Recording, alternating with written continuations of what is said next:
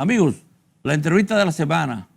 En esta oportunidad queremos tratar el tema de relevancia, de importancia en estos momentos de inicio del año, que son el cierre del año 2021 y las expectativas para el 2022. No es grato recibir en la entrevista de la semana al economista y colaborador permanente Antonio Ciriaco, vicedecano de la Facultad de Economía de la UAS, quien nos ayudará a interpretar los aparentes y muy halagüeños resultados del pasado 2021 y que se visualiza hacia el 2022. Antonio, queremos que nos dé tu interpretación de estos resultados macroeconómicos del recién pasado año 2021. En la opinión pública se dan diferentes interpretaciones en el sentido de que las cifras reales de crecimiento del PIB, la oposición política del gobierno ha planteado que el crecimiento real no fue de un 12.3%, como alega el Banco Central, ya que se basa en una comparación con el 2021, el año precedente, cuando en realidad debería ser 2019, que fue el último año normal, vamos a decir, prepandémico, y es lo que reflejaría el real comportamiento de la economía en el 2021. ¿Cuál es tu opinión en este sentido? Mira, Oscar, gracias por la invitación. Yo te voy a decir lo siguiente, yo creo que la economía dominicana, tanto el año 2020 como el año 2021, son 2 años que evidentemente no son años normales. Entonces, el año 2020 es un año donde la economía evidentemente estaba en la pandemia, colapsó, luego viene la recuperación, pero cuando tú comparas el año 2021 con el 2019, que es un año normal, apenas la economía creció 4.7. Es decir, que ese es el crecimiento real y potencial y tendencial de la economía dominicana. Si tú la comparas evidentemente con el año 2021, con el 2020, como la economía cayó muy por debajo, el efecto rebote y el efecto estadístico evidentemente será también muy alto.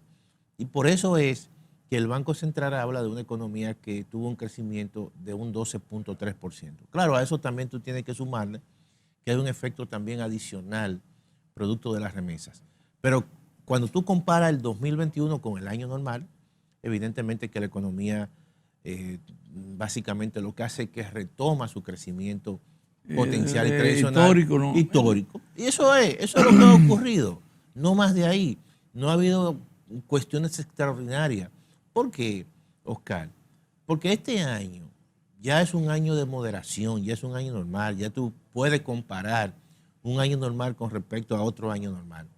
Y las proyecciones que tiene el mismo Banco Central, quizás la más optimista, es que la economía dominicana puede crecer un 6%, la más optimista. 5.5, 5.5, que tradicionalmente ha sido el crecimiento de la economía dominicana en tiempos normales. El banco después lo aclaró y, claro, digamos, lo reconoció, que el crecimiento con respecto a 2019 fue 4.7. Claro, 4.7, porque ese quizás ya lo más realista. Sí. Porque no, obviamente, cuando hablamos de un crecimiento de 12.3 en tiempos normales, es un crecimiento extraordinario, que ya la economía dominicana no está en esas condiciones. Entonces, yo lo que creo que eso hay que verlo así, tan simple como eso. Ahora, ese crecimiento que la economía tuvo dentro del contexto de recuperación vino acompañado con el tema de la inflación.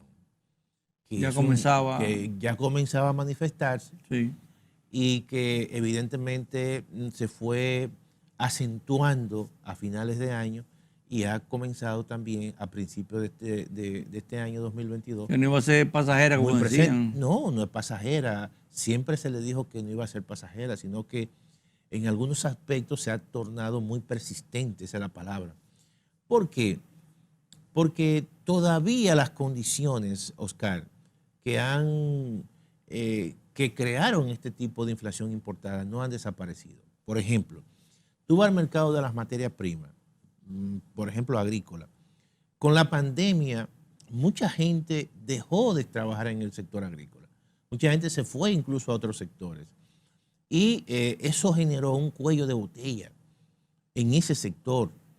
Un cuello de botella, ¿por qué? Porque en la medida que la economía se reaperturó, producto del plan de vacunación, la demanda se incrementó, pero la oferta obviamente no se incrementó en la misma proporción que la demanda. Por lo tanto, tú encuentras que todas las materias primas el maíz, la soya, las grasas comestibles, el trigo, todo eso se incrementó de precio, porque también en el mercado de trabajo del sector agrícola había dificultad.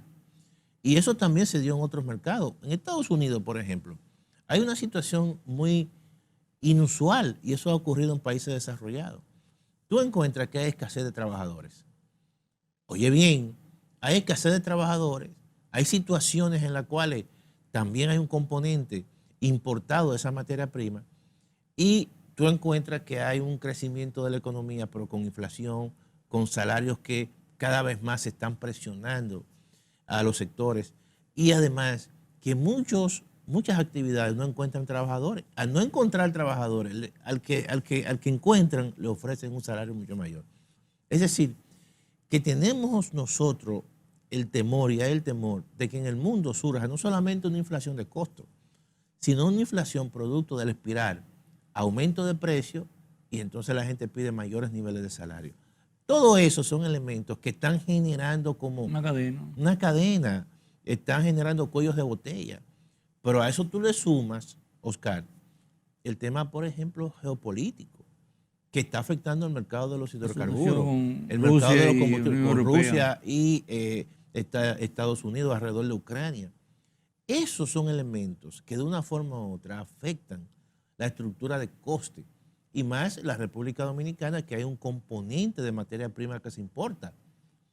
Y además, muchos de esas materias primas vienen mucho de China. En China hay también problemas de atasco en los grandes puertos en Shanghái. Y esa situación está afectando prácticamente la dinámica económica. Pero hay una cosa, Antonio, ayúdame a entender que yo como muchísimos ciudadanos no entendemos eso. Pero ya eso no debiera estar pasando porque las reales situaciones que hemos provocado eso ya no existen. Ya la pandemia está bajando prácticamente a nivel mundial en un grado manejable. Hay menos incidencia. No hay, bueno, el petróleo que está caro, pero que está caro porque siempre es como un asunto volátil, como que es como una... Pero es como una especulación. Pero tú entonces es como una cosa como creada artificialmente, yo diría. ¿Tú sabes qué ocurre? Que no cede. Que también, por ejemplo, en los países hay estructuras de mercado que son más oligopólicas que otras. Por ejemplo, ¿por qué la inflación en la República Dominicana es de las más altas de América Latina? Sí. Tú vas al sector agropecuario, que tú lo conoces bastante bien. Tú dices, bueno, pero que en el sector agropecuario hay toda una cadena de intermediación que muchas veces no permite que los precios bajen a la velocidad que muchas veces se presenta en los mercados internacionales. Bueno, porque hay cadenas que el productor le compran barato y eso tiene todo un proceso y le llega... 3, 4 y 6 intermediarios. Entonces, ahí también ha habido una falta de inversión en el mediano y largo plazo en grandes mercados, mercas como le llaman, para que, grandes centros de acopio, que te permitan reunir la producción en grandes zonas y eso permite en cierta manera eliminar intermediación. Eso no ha ocurrido en la República Dominicana. Pero es bueno que lo digamos aquí otra vez por enésima vez, Antonio. Tú eres un testigo de excepción. Claro, y tú también. Cuando en 1998 claro, estábamos juntos en INEPRE y yo estaba en la parte de lo que era formando el Friedman Santo Domingo. Y tú planteaste eso. La idea de los centros de acopio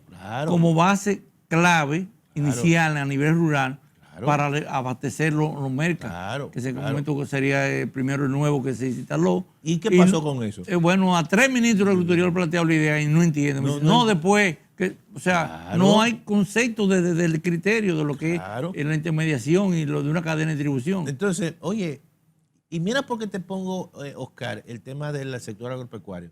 Porque según el Banco Central, la inflación donde más está incidiendo es en los alimentos. Sí. En los alimentos. Y peor aún, tú analizas, por ejemplo, lo más pobre, la gente de clase media hacia abajo. Su presupuesto todavía un 40% de lo que gastan es alimentos. Entonces, si los niveles de precios en el sector de alimentos son altos, ellos van a sentir mucho la inflación. Y por eso es que tú sales a la calle y le preguntas a la gente, es que todo está caro. No. ¿Tú entiendes? Claro. Los víveres están un poquito ahí controlados, pero lo que es carne. No, lo que es carne y fruta y vegetales fruta están caros. Entonces tú te pones a pensar. Pollo a 80 pesos, Claro, y 85 en unos sitios. una carne de res, todo eso. Incluso hasta la misma carne que se importa aquí está cara. Sí. Porque ya trae trae los costos inflación importada. Vámonos entonces peor en el mercado de los combustibles. Por una situación que ya hemos explicado, la situación geopolítica, constantemente, toda la semana te incrementan el precio de los combustibles. Y eso, bueno, la gente no le gusta eso. Y el gobierno tendrá necesariamente, aunque no quiera, seguir subsidiando los combustibles. Yo creo que el gobierno tiene también que seguir ampliando los grandes mercados de productores, dándole oportunidad a la gente de clase media que vaya a un mercado o los programas de ventas populares. Seguro. Eso no es que lo haga permanente para evitar cualquier tipo de confrontación con el sector comercial, pero por lo menos en tiempos, Oscar, de crisis y de manera temporal, puede hacer eso como un alivio. Porque obviamente que no, por decreto no va a bajar la inflación, pero sí tiene que a través de acciones de políticas públicas comenzar a tomar medidas para que en ese sentido pueda incidir mínimamente en que el presupuesto de la gente y los salarios de la gente le alcance. Porque tú sabes una cosa, Oscar, el peor de los impuestos es la inflación. Sí. Porque la inflación tú no puedes escaparte de es ella. incremento de precios. Oye, nadie se escapa, quizá algunos que pueden protegerse mejor, pero el que tiene un salario fijo no se va a escapar. Y eso luego, posteriormente, le trae al mismo gobierno problemas de carácter político, problemas de carácter social, porque la gente comienza a sentirse incómodo, la gente comienza a protestar, la gente comienza a pedir incremento de salario, y entonces eso es una situación que yo entiendo que a cualquier gobierno no le gusta. Y por eso es que, mira, tú ves esta situación que estamos comentando, cambia todo el panorama macroeconómico que el gobierno planteó en el presupuesto del año 2022.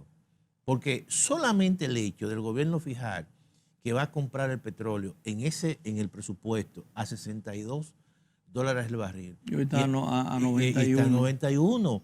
Está pagando alrededor de 29 dólares o $30 adicional el barril de petróleo. ¿Tú sabes qué significa eso?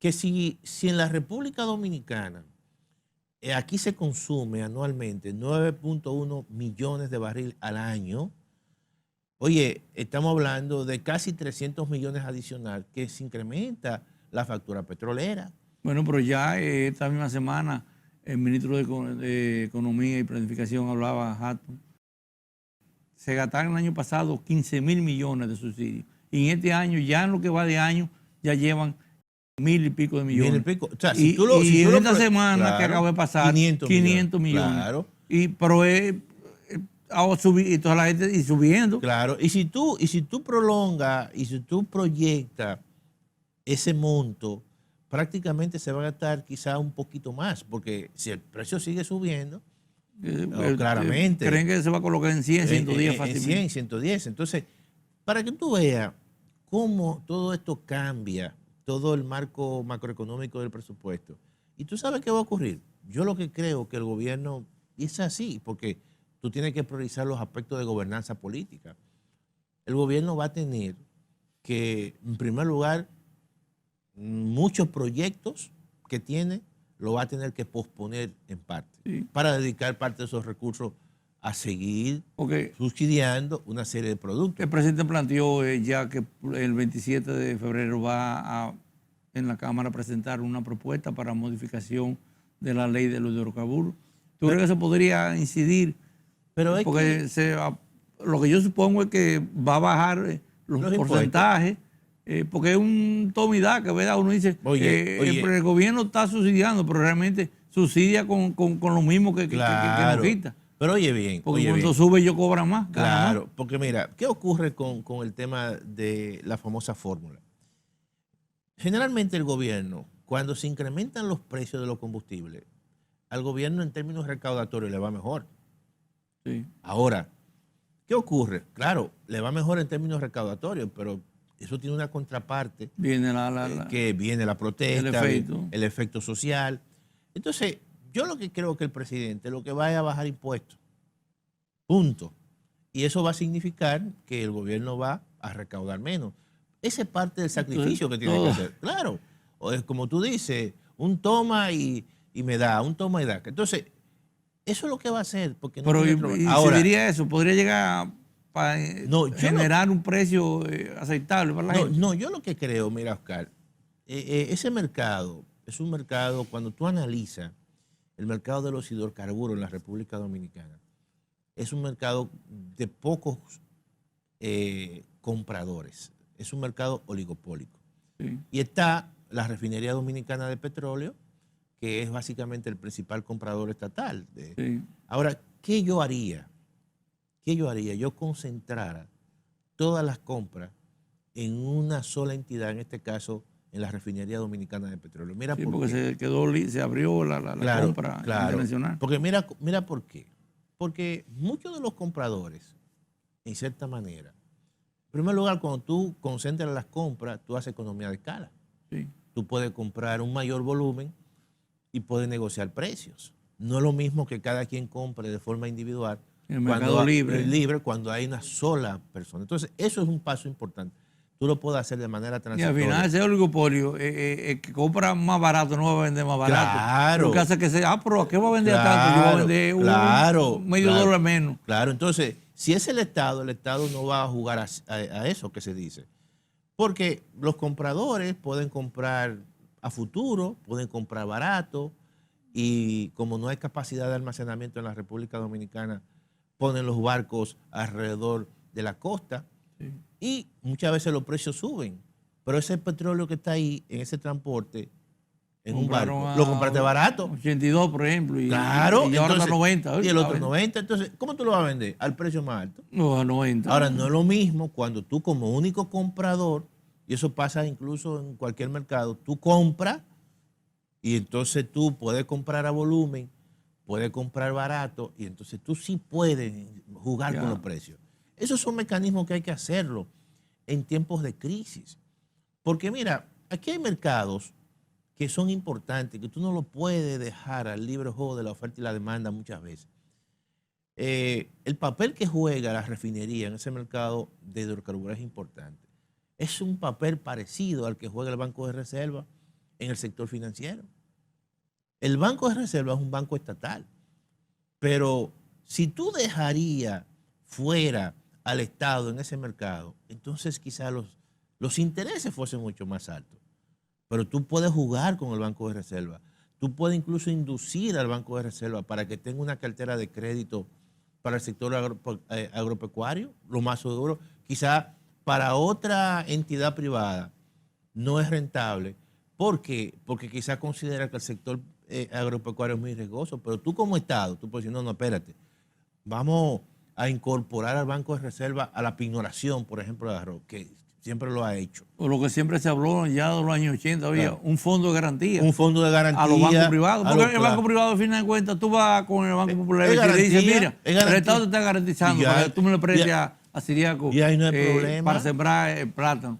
Y claro. Si fallara, por lo que fuere, claro. El Estado. Pero ya es una fórmula de que esos miles de millones comienzan a correr. Igualmente, tú creas un fondo de garantía, y eso siempre se ha hablado, para todo tipo de empresas y básicamente priorizando en pymes agropecuarias y sectores que tú consideras, pero un fondo de garantía que el Estado sea el garante y ya se resuelve el problema. Seguro. Entonces, eso juega un papel importante. Y lo otro es, en el sector eléctrico, el caso, por ejemplo, que al margen de todo, de Punta Catalina, que juega también un papel de estabilizador en el sector de la generación de electricidad. No, seguro. Antonio, el tiempo se nos va encima, pero yo creo que ya dimos un poco de luz a los problemas, lo que creo que hay que seguir observando este panorama nacional e internacional, porque ahora está todo mezclado ahí. Claro. Ya casi no podemos escaparnos y decir, no, dependemos plenamente Así es. de los elementos internacionales, a ver qué tendencias se dan en los próximos, digamos, en el curso del primer semestre ya. Ya. Estamos ya entrando en el segundo mes del año avanzado. Y lo que queremos es que estaremos en contacto Claro. para más adelante volver a evaluar la situación y ver qué tanto ha mejorado o ha empeorado, porque ya uno no sabe, casi no hay forma de hacer pronóstico y déjame certero. decirte, uno lo que tiene que estar siempre atento a todo el entorno internacional, porque como tú has dicho, es muy cambiante. El mundo de hoy es un mundo lleno Impredecible prácticamente. no, está lleno de incertidumbre. Entonces tú puedes proyectar algo y de repente ocurre una situación inesperada y te altera todo el contexto y el panorama que tú has creado. No, esa cosa yo he estado pensando, yo también me preocupé antes de anoche que había una noticia internacional de Sí. España, de la guerra, el problema de un posible conflicto con Ucrania, donde Sí. que Putin dijo claramente, no podemos irnos a esto porque tenemos la cantidad de bombas para destruir el mundo 6 veces. No, y además... O sea, así mismo lo dijo como que sin ningún no sé nada. tipo de como dice, de sonrojo. Sí. Lo planteó, a mí me asustó, incluso como si fuese hablando así como nosotros decimos de aguacate. Sí. Yo no, espérate, nosotros tenemos la capacidad armamentística para nosotros aquí desatar una guerra nuclear. O sea, algo que verdaderamente preocupa mucho a la gente. Y ya los Estados Unidos tienen algunos soldados en Polonia. Todo eso, evidentemente... Sí, 8,000 más mandaron claro, esta semana. y hay que tomarle mucho la palabra Putin. O sea, Putin es una persona que verdaderamente es un tanto de escuchar y de temer. Es un zorro. Así es. De la inteligencia. No, porque de hecho, toda su vida fue parte, obviamente, del servicio secreto de la estructura de espionaje rusa del KGB, y es una persona que hay que seguir los pasos, hay que temer, obviamente, y tiene su tomarle la proyecto palabra. de recuperar la hegemonía. Hegemónico, tal y como tú lo has dicho. No, está claro. Bueno, pues, Antonio, gracias por tu esclarecedora idea y vamos a seguir en contacto y viendo qué nos depara este futuro cercano. Gracias, Oscar. Siempre muy agradecido de tu invitación a tu programa. Cuenta conmigo. Gracias a ti. Amigos, con la entrevista concluimos el programa. Muchas gracias por su atención. Le esperamos el próximo sábado a esta misma hora. Muy buenos días.